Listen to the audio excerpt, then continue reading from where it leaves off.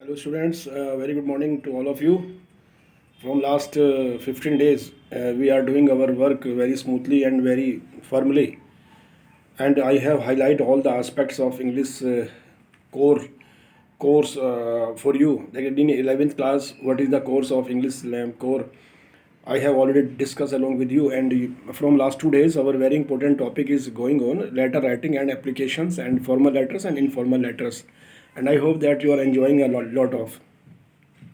But today, I am discussing along with you a very important aspect that students, pandemic COVID 19's this situation is very harshful, and you know that all the persons are very affected by this COVID 19. Um, but we are trying our best to facilitate you with your syllabus, with your course. But only few students are doing their work and others are enjoying a lot of in Korba. बस कुछ बच्चे काम कर रहे हैं, बाकी बच्चे सब मस्ती ले रहे हैं. This is not a good situation. ये बहुत अच्छी स्थिति बच्चों नहीं है. देखिए, 10th क्लास तक की जो पढ़ाई होती है वो दूसरी तरह की पढ़ाई होती है, और 11th 12th क्लास की जो पढ़ाई होती है वो बिल्कुल अलग पढ़ाई होती है. क्योंकि ये वो समय होता है जब आप अपने कैरियर का निर्माण करते हैं कि आगे भविष्य में जाके आप क्या करेंगे.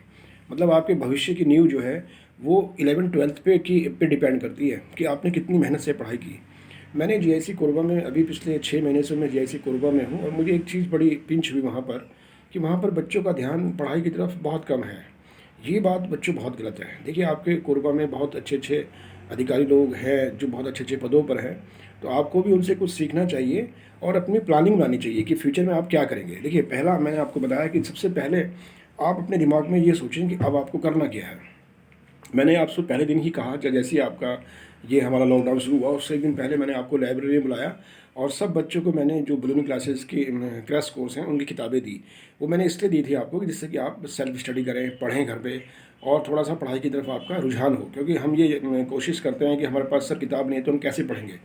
तो उस समस्या के समाधान के लिए मैंने इसीलिए उसी अगले दिन ही आपको बुक्स दी और आपको समझाया कि एक तो सब बच्चे यहाँ पर बायो पढ़ेंगे, और physics chemistry bio Hindi English ये विषय आपके पास 11th 12th में होंगे. और अब आपके पास समय ये आ गया है कि अब आप अपनी पढ़ाई शुरू कर दीजिए. लेकिन बड़ा दुख होता है ये देखते हुए कि सिर्फ कुछ बच्चे होमवर्क कर रहे हैं, बाकी बच्चे सब एंजॉय कर रहे हैं. तो ये बच्चों अच्छी स्थिति नहीं है. देखिए, पढ़ाई का एक समय होता है, जब समय निकल जाता है तो उसके बाद आप कितने हाथ पैर मारें, कुछ भी नहीं हो पाएगा. तो प्लीज़, आज का मेरा लेक्चर तो कुछ नहीं है, सिर्फ मैं आपको कुछ मोरल एजुकेशन देना चाहता हूँ कि प्लीज़ आप सेल्फ स्टडी की तरफ अग्रसर हों.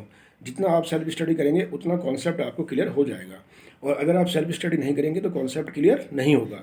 हम बार बार ये कहते हैं कि सर हमें फिजिक्स समझ में नहीं आ रही है, केमिस्ट्री समझ में नहीं आ रही है, बायो समझ में नहीं आ रही है.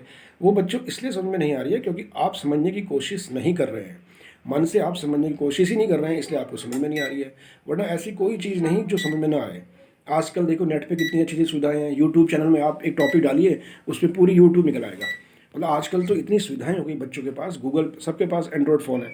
आप यूट्यूब में जाइए और जो भी विषय आपने पढ़ना है, सपोज आपने फिजिक्स का मोशन पढ़ना है, सपोज आपने फिजिक्स में फोर्स पढ़ना है, सपोज आपने केमिस्ट्री में ऑर्गेनिक केमिस्ट्री पढ़नी है, फिजिकल केमिस्ट्री पढ़नी है, आपको सिर्फ टॉपिक वहाँ पे डायल करना है, वहाँ पे लिखना है, तुरंत वेबसाइट आ जाएगी.